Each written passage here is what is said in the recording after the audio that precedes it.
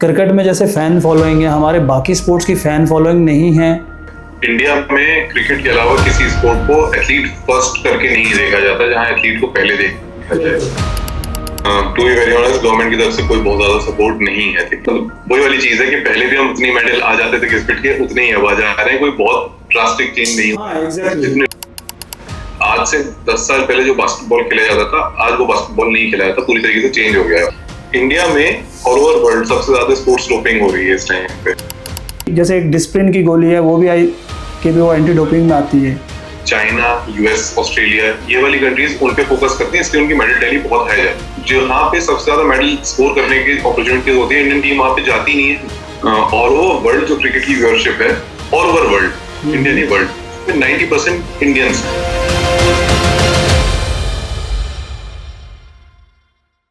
नमस्कार दोस्तों, मैं वीएस रावत, आपका होस्ट। स्पोर्ट्स पे चर्चा पे आपका स्वागत है।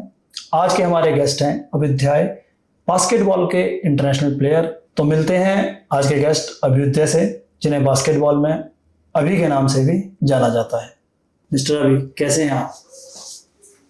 अच्छा सर, थैंक यू मुझे अपने साथ टाइम देने के लिए और मौका देने के लिए कि मैं अपने बारे में लोगों को बता पाऊँ और जो भी बास्केटबॉल को परस्यू करना चाहते हैं उन लोगों को बता सकूँ कि किस तरीके से क्या गेम की सिचुएशन है और क्या चीज आजकल इंडिया में प्रिवेल कर रही है इस गेम के अंदर। बिल्कुल सर। तो अभी मैं ये जानना चाहूंगा, आपका बास्केटबॉल की तरफ इंटरेस्ट कैसे आया? सर, मैं जिस स्कूल में पढ़ता था पहले, सेंट एलिस स्कूल है अलीगढ़ में, तो वहाँ पे 2008 के अराउंड, मतलब उसकी दो ब्रांच है, एक सीनियर विंग, एक जूनियर विंग।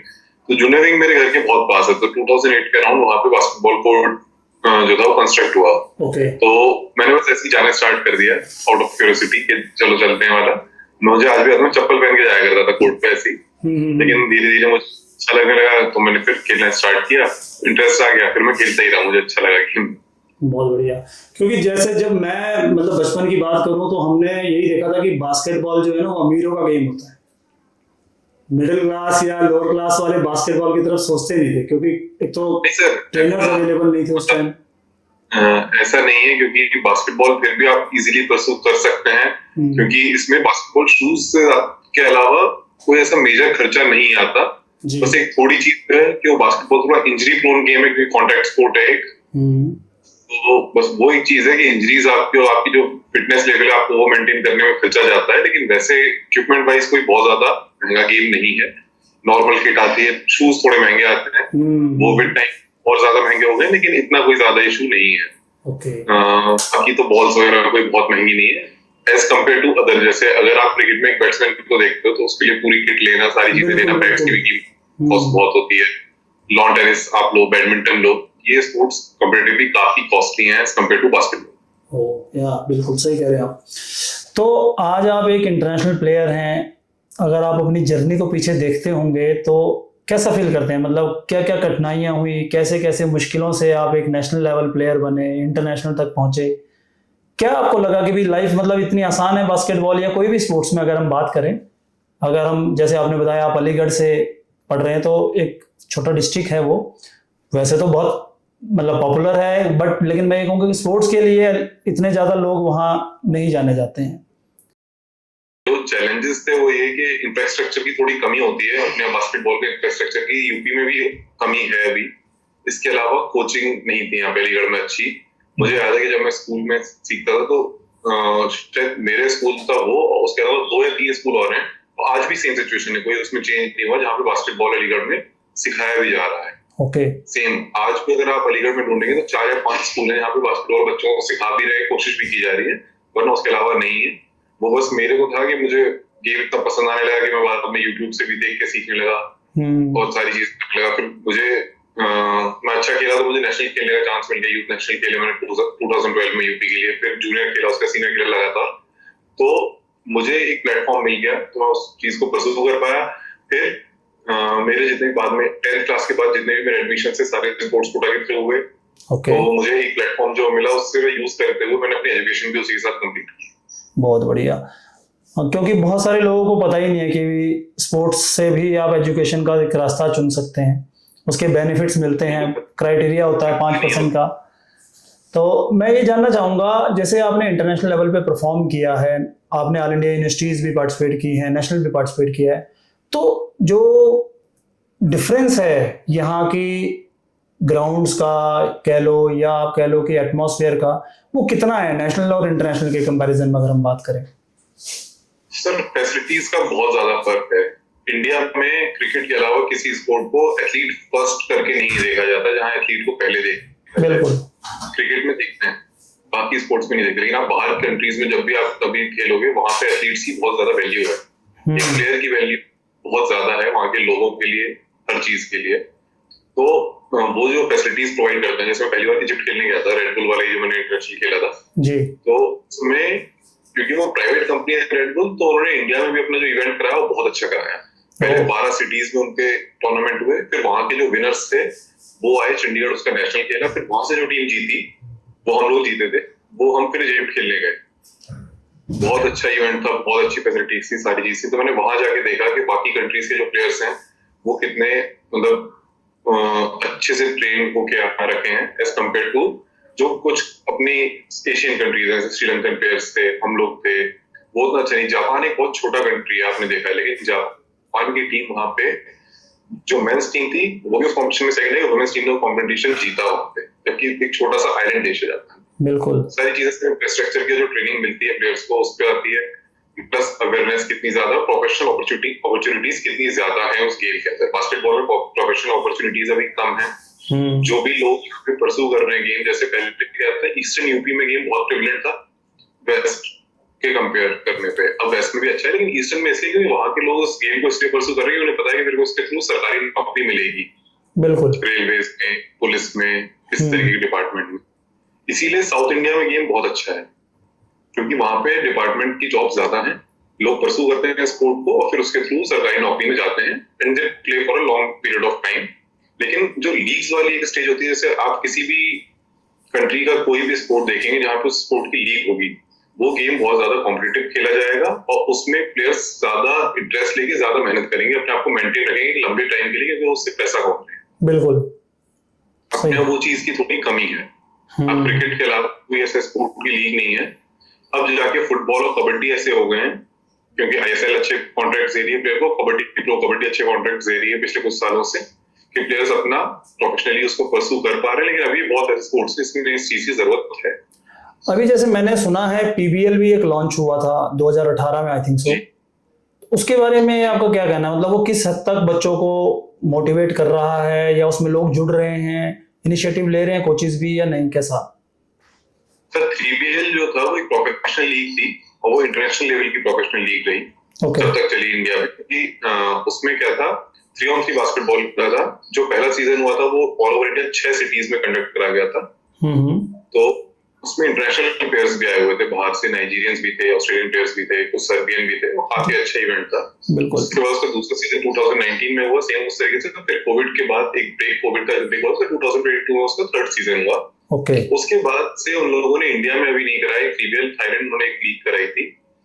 इंडिया में थोड़ा एक इशू ऐसा है कि बास्केटबॉल फेडरेशन ऑफ इंडिया जो है वो प्राइवेट लीग्स को उतना सपोर्ट नहीं करती है।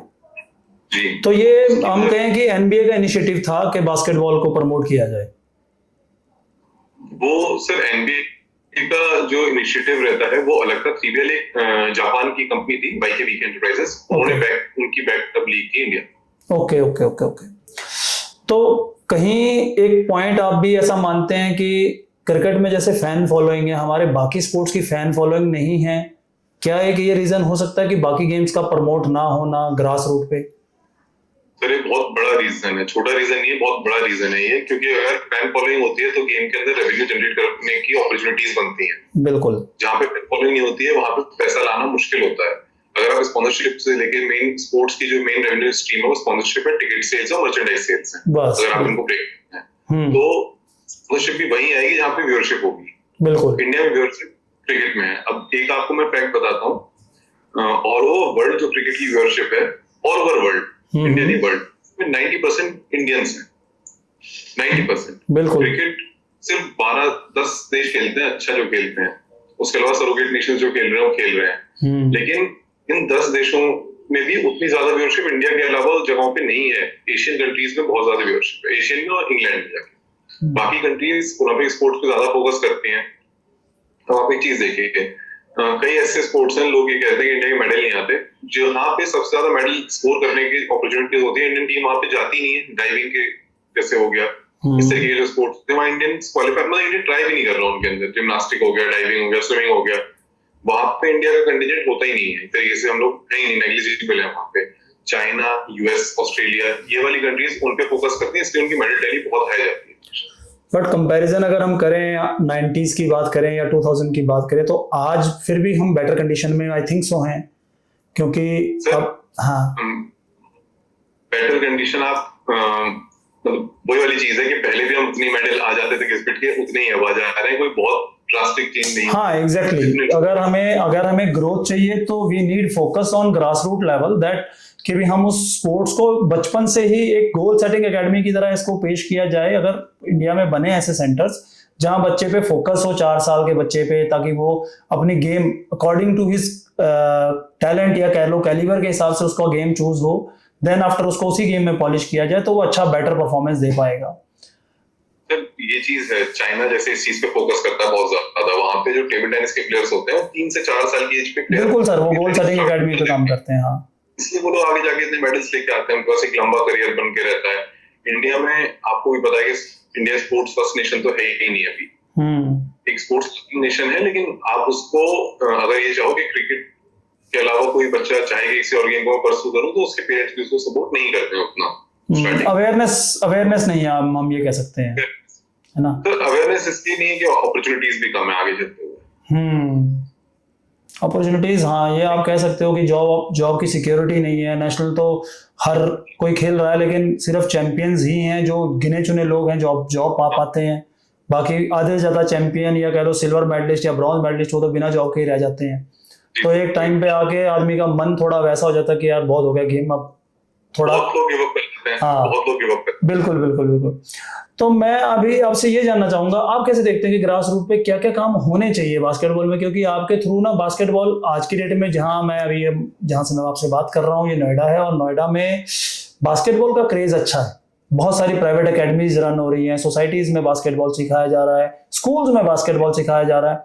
तो आई थिंक सो कि यही एक ग्रास रूट की वो टाइमिंग है जहां पर एक परफेक्ट कोच, मैं ये नहीं कहूंगा कि हर कोई आके सिखाए, बट जिसको कोचिंग स्किल्स हो जिसमें, वो सिखाए। तो उसके लिए आपको लगता है कि क्या आपका मैसेज होना चाहिए कि वो अपने आप को कैसे मोटिवेट करके रखे, या अपने आप को कैसे टोन करके रखे कि वो परफेक्ट कोचिंग जो है बच्चों को दे सके? सर, परफेक्ट कोचिंग के लिए तो ये चीज है कि आपको पहले खुद अप टू डेट रहना पड़ेगा गेम से, कि गेम में क्या नई चीजें आ रही हैं, क्या नए टर्म्स है, क्या चीज है। आज से 10 साल पहले जो बास्केटबॉल खेला जाता था, आज वो बास्केटबॉल नहीं खेला जाता, पूरी तरीके से चेंज हो गया है, और वो अगले 10 साल में भी उसमें कई नए changes exactly I agree with you. हाँ, तो एक तो हमें अप टू डेट रहना चाहिए, जो भी कोचेस हैं उनको। प्लस अपने से स्ट्रक्चर खराब है, जो आप सोसाइटीज वाली एकेडमी कह रहे हो, वहां पे जो कोचिंग का लेवल है, आप कभी खुद जाके देखिए, वो उतना अच्छा लेवल नहीं है। अगर वहां पे 25 एकेडमी चल रही है, तो उन्होंने 5 पे अच्छे कोचेस होंगे, बाकी जो 20 होंगे वो ऐसे ही होंगे, बस हाँ आए, सिखाया बच्चों को, कुछ भी फन गेम्स करा दिया, एक्टिविटी करा दिया, खत्म कर दी चीज। लेकिन उसी वजह से आगे चलते हुए ग्रोथ थोड़ी सी स्टंट रह जाती है।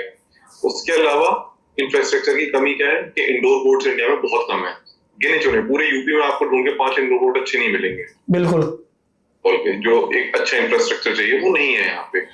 और जैसे जितने भी कोर्ट्स होते हैं, मोस्टली यहाँ पे जैसे स्पोर्ट्स कॉम्प्लेक्स दिल्ली में भी हैं, सब पेड है, अनपेड कोई नहीं है। आपको डेली के उनके लेना पड़ेगा, मेंबरशिप लेनी पड़ेगी, वो सारी चीजें।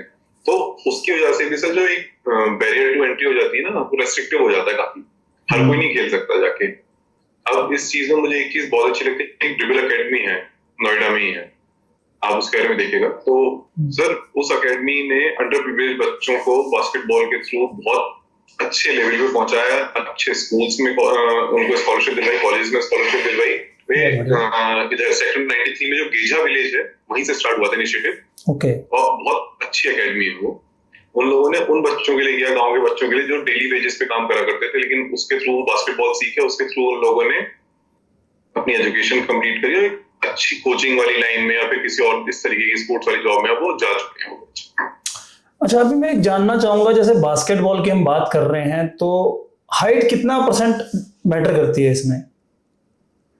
सर एक मतलब पुराना कन्वेंशनल थॉट है ये तो कि कंजर्वेटिव थॉट की हाइट बहुत मैटर करती है, लेकिन ऐसा नहीं है। अगर ऐसे भी प्लेयर्स हैं आज के टाइम पे जो इंटरनेशनल लेवल पे खेल रहे हैं, बहुत अच्छा खेल रहे हैं, उनकी height 5 foot 8 inch 5 foot 9 inch है, तो ऐसी वो चीज नहीं। हाइट एक आपको एडवांटेज देती है, लेकिन एक छोटा प्लेयर अगर स्पीड उसके पास है, वो क्विक है, तो वो भी एक एडवांटेज उसके लिए है।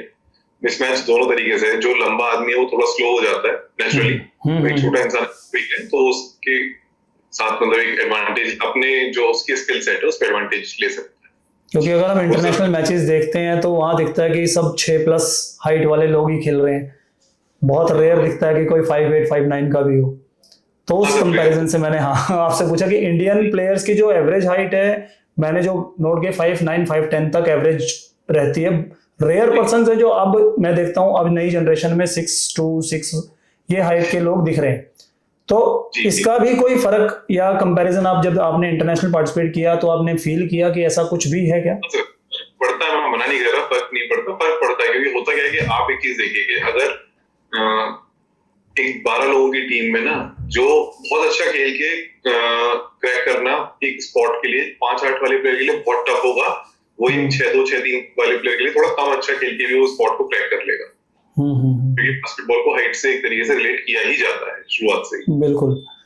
तो वही चीज है कि जिसकी वजह से अंडर हाइट प्लेयर थोड़ा कम इसको क्रैक कर पाते हैं, बाकी जो थोड़े हाइट प्लेयर्स होते हैं उनकी ज्यादा वैल्यू होती है, क्योंकि लेंथ का आपके एथलेटिसिज्म का बहुत रोल है इसमें। तो अभी मैं ये जानना चाहूंगा, जो हमारे इंडिया में अभी बास्केटबॉल खेला जाता है, आप तो अभी भी बास्केटबॉल से जुड़े हुए हैं, तो जो सब जूनियर कैटेगरी है हमारी या कैडेट्स कैटेगरी हम कहें, तो ये किस एज से स्टार्ट होती है? बिलो 10 ईयर्स या 10 to 13? सर 13, अंडर 13 है अपनी सब जूनियर, उसके बाद यूथ है अंडर 17, अंडर 16 जिसको कहते हैं, फिर जूनियर कैटेगरी अंडर 19 में, उसके बाद सीनियर है। लेकिन अभी लास्ट ईयर से बीएफआई ने अंडर 23 भी इंट्रोड्यूस किया है अपना, तो इस साल अंडर 23 के नेशनल्स भी हुए हैं, इससे पहले नहीं हुआ करते थे। ओके। और उसके बाद मतलब एक तरीके से आप 5 कैटेगरीज में आप मोटा मोटा मान सकते हैं। कोई अगर पुराने प्लेयर्स कम बैक करना चाहते हो तो उनके लिए क्या कोई वेटरन कैटेगरी भी है क्या इसमें? नहीं सर, अलग से कोई नेशनल लेवल पे वेटरन कैटेगरी नहीं है, लेकिन मास्टर्स गेम्स होते हैं। ओके। वो प्राइवेटली हेल्ड होते हैं, लेकिन होते हैं गेम्स और काफी लोग उसमें पार्टिसिपेट करते भी हैं जो पुराने प्लेयर्स हैं। मोस्टली ये मतलब दिल्ली में भी होते हैं और इंटरनेशनल लेवल पे भी कई ऐसी टीम्स हैं जो मतलब, अब होता क्या सर, उसमें पैसा खर्च होता है अगर आप बाहर खेलने जा रहे हो, क्योंकि इसकी कोई एसोसिएशन सपोर्ट नहीं करती, but those players want to do and they want to play, वो जाके खेलते हैं। Okay okay okay. तो अभी जो आपने जैसे बताया अभी बिलो 13, तो ये 10 to 13 रहता है या 5 to 13 रहता है? नहीं सर, उसमें सब जूनियर कैटेगरी में कोई नीचे की एज रेस्ट्रिक्शन नहीं है। ओके। अगर है क्या कि अंडर 13 प्लेयर है तो उसमें पार्टिसिपेट कर सकता है, लेकिन उसमें एक रेस्ट्रिक्शन ये होता है कि एक प्लेयर 3 से ज्यादा वो नहीं खेल सकता नेशनल एक कैटेगरी में। ये है कि एज स्पॉट को बचाने के लिए, वरना लोग क्या करते हैं कि बार-बार डेट ऑफ बर्थ में चेंजेस। बिल्कुल बिल्कुल बिल्कुल बिल्कुल बिल्कुल। Okay okay. तो मेरे ख्याल से अभी आज की डेट में अगर हम बात करें तो सर पूरे इंडिया में अभी आपको क्या लगता है कौन सी स्टेट जो है बास्केटबॉल में हम कहें कि बहुत अच्छी है? तमिलनाडु, पंजाब और कर्नाटक। ओके। तो थोड़ा केरल जब उठ के आ रहा है, ये 4 स्टेट से बहुत अच्छा बास्केटबॉल है इनके पास। स्पेशली तमिलनाडु के पास, और उनके पास तराई स्टील जो कंपनी है वो उनके प्लेयर्स को सपोर्ट करती है फाइनेंशियली भी। ओके। लोगों का इंफ्रास्ट्रक्चर बहुत अच्छा है, उनके पास इंडोर कोर्ट्स भी हैं। जब सीनियर नेशनल्स होता है उन लोगों ने ऐसा भी किया है कि फॉरेन कोचेस को बुला के ट्रेनिंग कराई है अपने प्लेयर्स की 2-2 महीने के लिए, just to play in the senior nationals. Plus Punjab में बहुत अच्छा है, लुधियाना बास्केटबॉल एकेडमी जो है वो काफी अच्छी एकेडमी है, वहाँ काफी अच्छे प्लेयर्स निकल के आते हैं, वो भी बहुत अच्छी। तो स्कूल्स और यूनिवर्सिटीज कितना बेनिफिट दे पाती हैं एक अच्छे प्लेयर को? सर स्कूल्स और यूनिवर्सिटीज का क्या है कि वो स्कॉलरशिप प्रोवाइड कर सकती हैं। एक अच्छा कोच अगर आपके स्कूल में या यूनिवर्सिटीज में है तो वो एक प्लेयर के करियर को शेप कर सकता है। यूनिवर्सिटीज के पास बेटर कोचेस होते हैं स्कूल्स के कंपैरिजन में, क्योंकि स्कूल्स के सब प्रोग्राम पीटीआईज रन करते हैं, कोई स्पेशली इंक्लूडेड बास्केटबॉल कोच या अलग स्पोर्ट्स कोच अलग से नहीं अपॉइंट करते। यूनिवर्सिटीज में वो चीज आपको मिलती है, कॉलेज में वो चीज मिलती है, इस वजह से कॉलेजेस का यूनिवर्सिटीज का इंफ्रास्ट्रक्चर एक तरीके से जो प्रोग्राम होता है वो बेटर रन करता है एज कम्पेयर टू स्कूल्स। जैसे डीयू के कॉलेजेस हैं सर, डीयू में अच्छा है बास्केटबॉल काफी, क्योंकि उनके सारे कॉलेजेस पे अच्छे कोचेस मोस्टली अवेलेबल होते हैं, कॉन्ट्रैक्ट बेसिस पे काम कर रहे होते हैं लेकिन होते हैं। ओके। तो अगर आज के टाइम पे हम बात करें तो अगर बास्केटबॉल का कोई अच्छा एक प्लेयर है जो आज की डेट में अगर कहे तो हम कहें कि बास्केटबॉल में अगर वो अपना करियर बनाना चाहता है तो एज अ कोचिंग लाइन में काफी अपॉर्चुनिटीज होंगी अभी। जी सर, कोचिंग लाइन में अपॉर्चुनिटीज अच्छी हैं, प्लस एनआईएस के जो कोर्सेज वगैरह होते हैं उसके थ्रू अच्छी जॉब्स आगे अवेलेबल हैं। और अगर आप यूनिवर्सिटी की कोचिंग क्रैक कर पाता है कोई भी बंदा, उसके लिए सैलरीज भी बहुत अच्छी है, क्योंकि उनको लेक्चर ग्रेड का ही वो स्टार्ट करते हैं। और फिर आपको पता है कि टीचिंग लाइन में अगर आप अच्छा कर रहे हो तो अच्छी सैलरीज हैं। बिल्कुल है, बिल्कुल, ये मैं आपकी बात से सहमत हूँ। बास्केटबॉल में जैसे मैं जहां तक बास्केटबॉल को समझता हूँ या मैंने जितना देखा है, वार्म अप का बहुत बड़ा रोल है बॉस, जी सर। क्योंकि हमारी मूवमेंट्स इतनी ज्यादा हैं और इसे वर्ल्ड का स्पीडेस्ट गेम भी कहा जाता है। तो वार्म अप का कितना आप समझते हैं कि कितना परसेंट वार्म अप पे टाइम जाना चाहिए और उसके बाद हमारे प्रैक्टिस पे कितना परसेंट टाइम जाना चाहिए? तो अगर आप गेम डे की बात करें तो आपको गेम से एटलीस्ट 25 to 30 मिनट्स पहले वार्म अप स्टार्ट कर देना चाहिए अपना। Stretching, proper mobility exercises, activation जो होता है मसल एक्टिवेशन, वो चीजें थोड़ा सा उसके बाद रनिंग करके, ताकि आपकी हार्ट बीट एक तरीके से थोड़ी बढ़ जाए, ताकि आप गेम के लिए रेडी हो जाएं। ये बिल्कुल जरूरी है गेम से पहले करना, अगर आपको गेम में अच्छा परफॉर्म करना है। वरना क्या होता है कि आपका काफी टाइम गेम की स्टार्टिंग में सिर्फ वार्म अप होने में निकल जाता है, वहां पे आपकी परफॉर्मेंस लैग करती है। प्रैक्टिस में आप थोड़ा इससे कम टाइम यूटिलाइज कर सकते हो, 15-20 मिनट में किया, बाकी आप गेम के टाइम पे प्रैक्टिस के अंदर ही वार्म अप हो गए। बट फॉर प्रोफेशनल मैच, आप जो भी मैच खेलने जा रहे हो, कोई कॉम्पिटिटिव लेवल पे खेलने जा रहे हो, तो एटलीस्ट हाफ एन आवर पहले आपको स्टार्ट कर देना चाहिए मसल्स पे काम करना, सारी स्ट्रेचिंग वगैरह करना उसके बाद। क्योंकि ये बात आपने बिल्कुल सही कही कि बहुत फास्ट पेस्ड गेम हो गया है, तो आपको बिल्कुल जरूरत है कि आपकी मतलब सारी बॉडी एक तरीके से कोऑर्डिनेटेड रहे और गर्म रहे गेम को खेलते टाइम। अच्छा, एक बहुत इंपॉर्टेंट क्वेश्चन मेरा, जैसा मैंने देखा है पहले सीमेंटेड कोर्ट होते थे, फिर ये कन्वर्ट हुए सिंथेटिक कोर्ट में, और मैं इंटरनेशनल मैचेस देखता हूं तो वो है वुडन फ्लोर कोर्ट। मतलब इन तीनों में क्या डिफरेंस है? मतलब कोई स्पेसिफिक है कि बेसिक ट्रेनिंग इसमें होगी, एडवांस ट्रेनिंग इसमें होगी, और ऐसा कुछ? नहीं सर, वैसे पर्टिकुलरली अगर देखा जाए तो बास्केटबॉल को इंडोर वुडन फ्लोर पे ही होना चाहिए। वो थोड़ा कॉस्ट इफेक्टिव नहीं है, तो यहाँ पे इंडिया में बहुत कम है, मैंने आपको जैसा बताया। सीमेंटेड कोर्ट्स पे खेलना एक लॉन्गर पीरियड ऑफ टाइम में एक एथलीट के लिए अच्छा नहीं है, क्योंकि आपको देखिए कि जंपिंग बहुत ज्यादा इन्वॉल्व है, रनिंग बहुत ज्यादा इन्वॉल्व है, और आप एक इतने हार्ड सरफेस पे खेल रहे हो जो शॉक को एब्जॉर्ब नहीं कर रहा। बिल्कुल, over a period of time आपके जॉइंट्स के ऊपर बहुत ज्यादा जॉइंट इंजरीज हैं, और अगर आप बाय चांस स्लिप करते हैं तो भी बहुत सारी इंजरीज होने के चांस ज्यादा हैं। उससे छिलना वो वाली चोटें तो बहुत मतलब एक तरीके से वो है कि वो तो जल्दी सही होती है, लेकिन अगर आप ओवर यूज इंजरीज जो होती हैं, जो शॉक की वजह से होती है, शॉक एब्जॉर्ब नहीं कर रहा है, बिल्कुल बिल्कुल एग्जैक्टली, वो शिन बोन या जी, जो सिंथेटिक कोर्ट है वो फिर भी एक बार को एक बेटर अल्टरनेटिव है, उसमें थोड़ा सा शॉक एब्जॉर्ब हो जाता है। तो बास्केटबॉल को हम इंडोर स्पोर्ट्स ही काउंट करें या आउटडोर स्पोर्ट्स भी चलता है? नहीं सर, ये तो आउटडोर चलता है सर, क्योंकि अपने यहाँ तो आप देखो ना, नेशनल लेवल तक के टूर्नामेंट आउटडोर कोर्ट पे हुए हैं। आप उसको वो नहीं कह सकते इंडोर स्पोर्ट है, लेकिन हाँ, इंडिया के बाहर इसे एज इंडोर स्पोर्ट ही लिया जाता है। ओके, उसमें भी सर कई रीजंस हैं कि हवा नहीं होनी चाहिए। अगर हवा तेज चल रही है तो जो शूटिंग आपकी है प्लेयर की, वो बहुत ज्यादा उसमें डिफरेंस आ जाता है, सारी चीजें इफेक्ट आता है। प्लस हाँ, तो ये सारी चीजें हैं कि इस तरीके की विजिबिलिटी भी उसका एक कहीं ना कहीं रीजन होगा, एयर प्रेशर और ये सब कुछ। हाँ सर, वो सारी चीजें, लेकिन अपने यहाँ उसको आउटडोर ज्यादा खेला जाता है। प्लस जो 3x3 बास्केटबॉल है उसे ऐसा इंडोर स्पोर्ट कंसिडर किया नहीं जाता, वो आउटडोर पे ही खेला जा रहा है। बस शेड होता है ऊपर, तो थोड़ा सा वो ये देख लेते हैं कि हवा का साइड से थोड़ा कवर हो, लेकिन उसमें कोई नहीं, वो एज आउटडोर स्पोर्ट है। तो ओलंपिक स्पोर्ट हो गया 3on3 भी 2020 से ओलंपिक्स में दोनों। इसमें और बास्केटबॉल में क्या डिफरेंस है sir? 3on3 basketball half court पे खेला जाता है। उसमें एक टीम में 4 प्लेयर होते हैं, एक बार में अंदर 3 लोग खेलते हैं, एक सब्स्टिट्यूट होता है, कोच नहीं होता उसमें मैच के टाइम पे। मतलब कोचिंग मैच के टाइम पे अलाउड नहीं है, कोच अलाउड नहीं होता, लेकिन कोच टीम के साथ ट्रैवल कर सकता है। मैच के बाद उन्हें वो जो भी उनकी गलतियां हैं कुछ भी उन्हें गाइडेंस उन्हें दे सकता है, या जो उनके जी। और 5on5 बास्केटबॉल में 12 लोगों की टीम होती है, एक बार में अंदर 5 लोग खेलते हैं, और 7 आपके पास सब्स्टिट्यूट रहते हैं।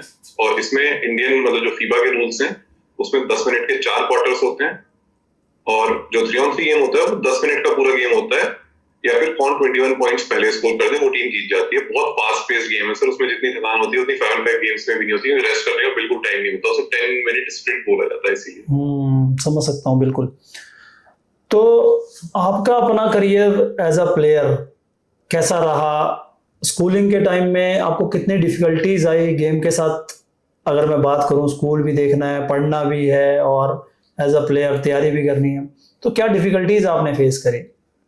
डिफिकल्टीज थोड़ा ये रहती थी कि शुरुआत में एक तो मैं भी इस गेम के लिए नया था बिल्कुल। अलीगढ़ में भी मैंने आपको बताया कोई कोचिंग अच्छी नहीं थी।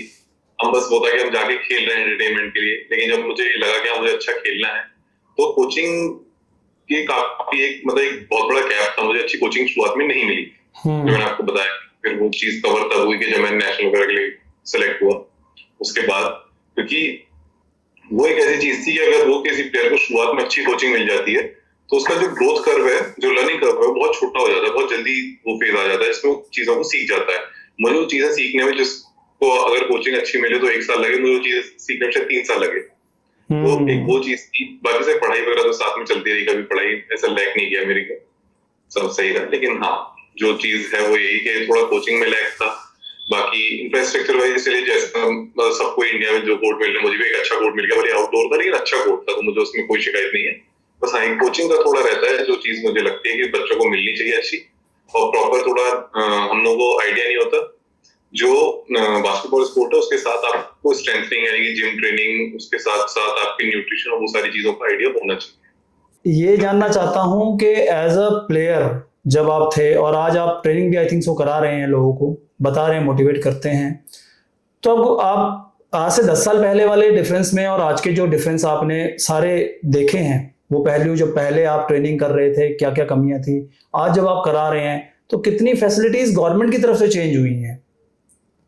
Sir, to be very honest, government की तरफ से कोई बहुत ज्यादा सपोर्ट नहीं है। देखिए, अगर मैं ब्लंटली बिल्कुल सामने से आपको बात बोलूं, आप अगर सर्च करोगे गूगल पे भी ना, तो आपको दिख जाएगा बास्केटबॉल के सीनियर नेशनल तक में बहुत बुरी हालत होने लगी है।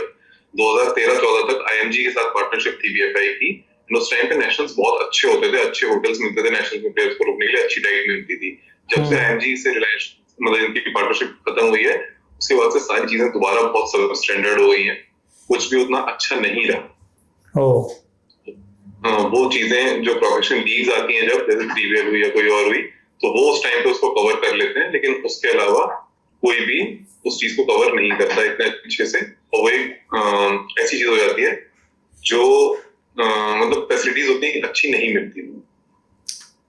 तो अभी आप जैसे, अब जो नए बच्चे आज की डेट में तैयार हो रहे हैं, 10-10, 12-12 साल के बच्चे, बास्केटबॉल की तरफ बहुत रुझान है, मैं नॉर्थ इंडिया में देख रहा हूँ, काफी रुझान पैदा हुआ है पहले के मुकाबले। तो आप उनको क्या संदेश देना चाहेंगे कि वो अपनी तैयारी कैसे करें, ताकि वो एक एम सेट करके इंटरनेशनल तक इंडिया को परफॉर्म करने में अपना एक छोटा सा योगदान दे सके? सर, सबसे पहली चीज है कि उन लोगों को अपनी एक कोच अच्छा ढूंढना चाहिए। उसके साथ कोचिंग और ट्रेनिंग एक लंबे पीरियड ऑफ टाइम के लिए करनी चाहिए, क्योंकि ये नहीं होना चाहिए कि हर कुछ दिन में कोच आप चेंज कर रहे हो, हर कुछ दिन में प्रैक्टिस फैसिलिटी चेंज कर रहे हो। कि वो होता क्या है कि कोच को पता है कि आपकी क्या प्रोग्रेस चल रही है। अगर वो आप चेंज करते रहते हो तो आप उस चीज को कवर नहीं कर सकते। तो आपको जो एक क्या कहूँ मैं उसको, जो लीनियर प्रोग्रेशन है वो खराब होगा अगर आप बार बार चीजों को चेंज करेंगे, स्विच करेंगे। तो सबसे पहली चीज है कि आप एक अच्छा कोच ढूंढें और उसको टाइम दें, और उसके साथ अपने आप को टाइम दें ग्रो करने का। उसके बाद अपनी डाइट पे पूरा फोकस रखें, अपनी स्ट्रेंथनिंग पे पूरा फोकस रखें, क्योंकि मैंने आपको बताया बास्केटबॉल एक इंजरी प्रोन गेम है, क्योंकि अब एक कॉन्टैक्ट स्पोर्ट में कन्वर्ट हो चुका है, नॉन कॉन्टैक्ट स्पोर्ट नहीं रहा अब ये। तो आप मेहनत करनी है, अपने मस्कुलर फिटनेस जो रहेगी आपकी, कि आपके मसल्स में इतना दम, स्ट्रेंथ, कार्डियो आपको सब आना, सबका पूरा नॉलेज होना चाहिए, और बॉडी फिट होनी चाहिए उसके हिसाब से। 40 मिनट की गेम को आप खेल पाओ पूरा। एग्जैक्टली, 40 मिनट खेलना बहुत स्टेमिना मांगता है। बिल्कुल बिल्कुल बिल्कुल। अच्छे लेवल पे परफॉर्म करना। अगर सिर्फ आप रिक्रिएशनल के लिए खेल रहे हो तो कोई भी खेलेगा, आप 2 घंटे भी खेलते रहोगे कुछ नहीं होगा। बट आप कॉम्पिटिटिव के लिए खेल रहे हो तो 40 मिनट बहुत भारी पड़ते हैं। 10 मिनट खेलना बहुत मुश्किल होता है, 40 मिनट तो बहुत लंबी बात होगी। तो वही तो, जो उसी तरीके से ट्रेनिंग करनी चाहिए, प्लस अपनी जो भी और चीजें हैं। मैं किसी को ये नहीं बोलूंगा कि पढ़ाई छोड़ के खेलो, अपनी पढ़ाई पर भी साथ में ध्यान देते रहो, क्योंकि स्पोर्ट एक बहुत अनसर्टेन बिजनेस है। आपकी एक इंजरी आपका करियर खत्म कर सकती है। बिल्कुल। तो मैं आपसे जानना चाहूंगा, परफेक्ट एज आपके हिसाब से क्या है? जो अगर इंडिया में हम ग्रास रूट की बात कर रहे हैं, तो क्या परफेक्ट एज है जो पेरेंट्स हमारे ये मैसेज सुन रहे होंगे या सुनेंगे इसे, तो उनको पता रहे कि हमारा बच्चा इस एज में है तो हमें बास्केटबॉल उसे ज्वाइन करा देना चाहिए, या उसका इंटरेस्ट है तो उसे वहां ज्वाइन कराना चाहिए? मेरे हिसाब से 6 साल का बच्चा स्टार्ट कर सकता है वहां से उसको, क्योंकि धीरे धीरे जितना आप वाली चीज है कि जो टर्म होता है कि कैच देम यंग वाली चीज जो होती है कि जितना आप छोटे बच्चे को अपने पास लाके उसको सिखा दोगे वो बहुत लंबे टाइम पीरियड के लिए उस चीज को एक तरीके से अडॉप्ट कर लेगा। जो चीज क्योंकि एक छोटे बच्चों के अंदर चीज रहती है वो बहुत जल्दी चीज को पिकअप कर लेते हैं। तो अगर उसका इंटरेस्ट उसमें है तो वो बहुत जल्दी उस चीज को लर्न करके आगे बढ़ सकते हैं उसमें। मेरे हिसाब से 6 साल की एज एक ठीक एज है जिसपे आप थोड़ा हल्का हल्का करके आप इंट्रोड्यूस कर रहे हो किसी भी स्पोर्ट को, सिर्फ बास्केटबॉल को नहीं, किसी भी स्पोर्ट को इंडिया के हिसाब से 5 to 6 के एज पे आप स्टार्ट करा सकते हो।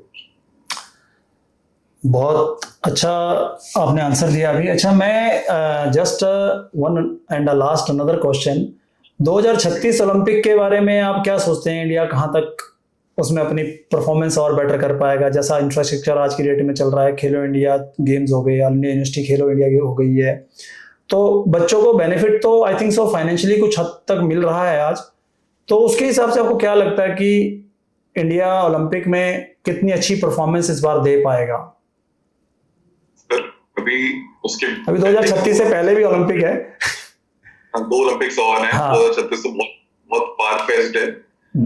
मुझे लगता है कि इंडियन प्लेयर्स इंप्रूव करेंगे, लेकिन सर एक फैक्ट है, मैंने कुछ दिन पहले ये चीज देखी, इंडिया में ऑल ओवर वर्ल्ड सबसे ज्यादा स्पोर्ट्स डोपिंग हो रही है इस टाइम पे। बिल्कुल बिल्कुल जो बच्चे आ रहे हैं वो भी डोपिंग में पकड़े जा रहे हैं कि किसी सीनियर ने कुछ भी बता दिया तो उन्होंने ले लिया वो वाली चीज।